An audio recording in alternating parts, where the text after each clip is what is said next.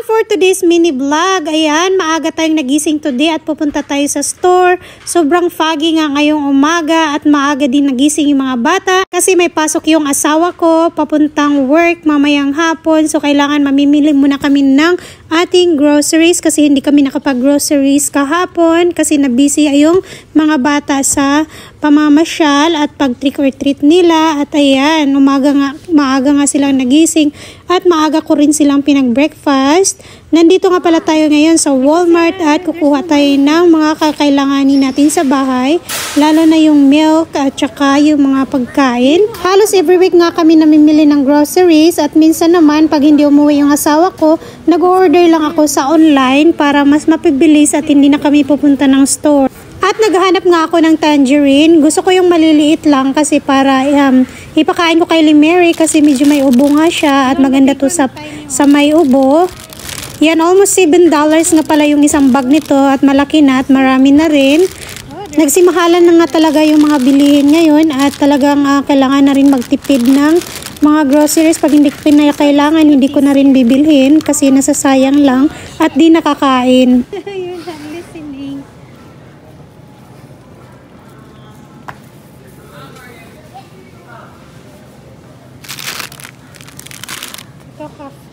Get some lemon.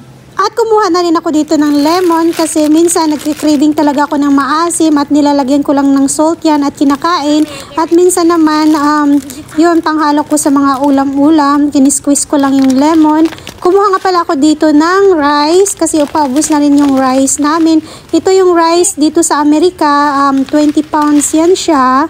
Ganyan ang pinakamalaking rice pag bibili kayo ng rice at yung jasmine rice yung binibili ko at saka Walmart brand kasi mas masarap yung bigas nila. Kumuha na nga rin pala yung asawa ko ng groceries, yung mga kailangan niya para sa biyahe niya. At kumuha na rin nga pala ako dito ng noodles, ramen. Ito yung gusto kong ramen na noodles kasi napaka-chewy at napakasarap talaga niya, lalo na pag tinglamig na at nakahigop man lang ng sabaw at spicy. Mahilig din ako sa spicy kasi yan talaga ang paborito ko, may konting spicy.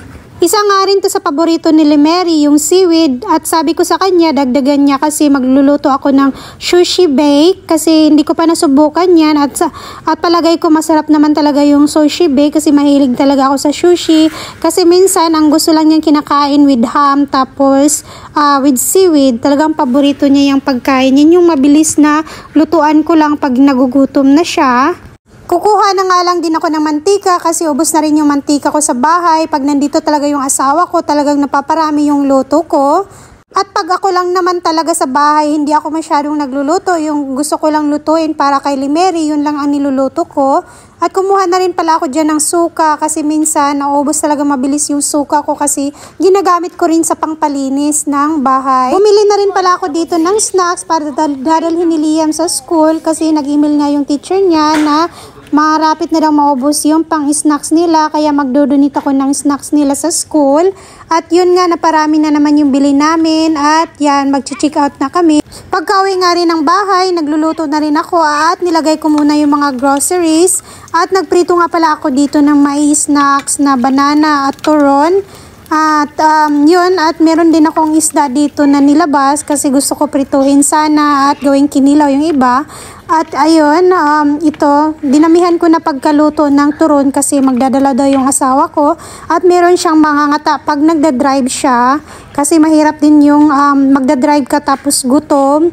At ayun, long drive pa naman yung gagawin niya. Nagpiprito nga pala ako dito ng pork chop. Bumili ako ng fresh na pork chop at ayun, lulutuin ko lang siya para mas mabilis yung aming lunch at saka dinner na rin para hindi na ako magluluto mamaya. At ayun, niluto ko yung pork chop lahat. At magbabaon din naman yung asawa ko ng pagkain. Sabi niya na kahit isang putahe okay lang sana. At ayun, sabi niya wag na raw lutuin yung isda. Sabi ko sa kanya, o sige, lagay ko na lang sa rep. So yun ang mga naluto ko today. Meron tayong pork chop, meron tayong turon at saka kinilaw. So yun lang ang kinain namin. Masarap yung kinilaw paminsan-minsan.